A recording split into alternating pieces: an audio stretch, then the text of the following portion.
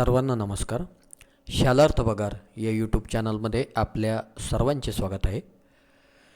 मागील व्हिडिओमध्ये निपुण महाराष्ट्र अभियानासाठी शालार्थ 2 पोर्टलला मुख्याध्यापक कसे अपडेट करायचे हे आपण भाग 1 मध्ये पाहिले आहे.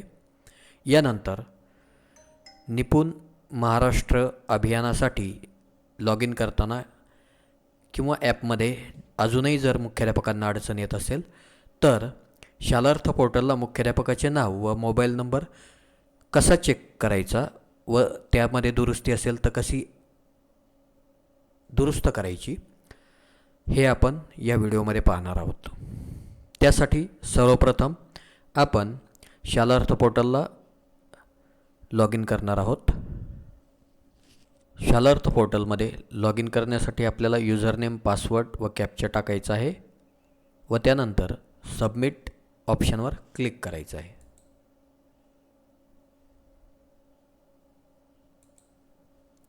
याप्रमाणे आपले स्क्रीन ओपन होईल. यामध्ये आपल्याला कोणत्या स्टेपने पुढे जायचं आहे ते आपण पाहूयात.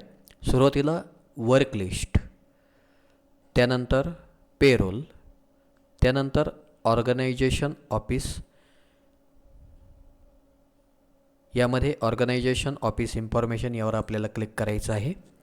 यामध्ये इथे HMचं नाव चेक करायचं आहे आणि ते जर दुरुस्त करायचं असेल तर खाली एडिट ऑप्शन दिलेला आहे. या एडिट ऑप्शनवर क्लिक करून इथे नावात जर दुरुस्ती असेल तर ती आपल्याला करायची आहे आणि त्यानंतर हे दुरुस्ती केल्यानंतर सेव्ह ऑप्शनला क्लिक करायचं आहे.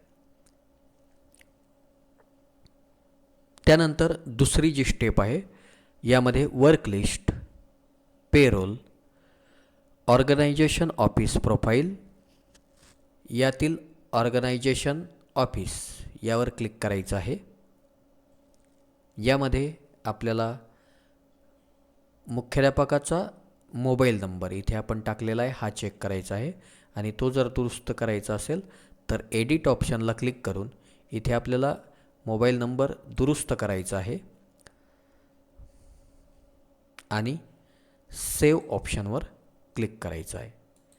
तर या पद्धतीने आपल्याला मुख्याध्यापकाचं नाव आणि मुख्याध्यापकाचा मोबाईल नंबर सेव्ह करायचा आहे. दुरुस्ती असेल तर दुरुस्ती करून सेव्ह करायचं आहे. त्यानंतर ही दुरुस्ती DDO 2 या लॉग इनवर जाईल आणि तिथे ती अप्रूव्ह झाल्यानंतर मुख्याध्यापकाचं नाव आणि मोबाईल नंबर हा अपडेट होईल. हा अपडेट झाल्यानंतर आपल्याला निपुण पोर्टलला मुख्याध्यापक लॉग इन करण्यास अडचण येणार नाही, OTP येण्यास अडचण येणार नाही. शालार्थ पगार या यूट्यूब चॅनलला भेट दिल्याबद्दल धन्यवाद.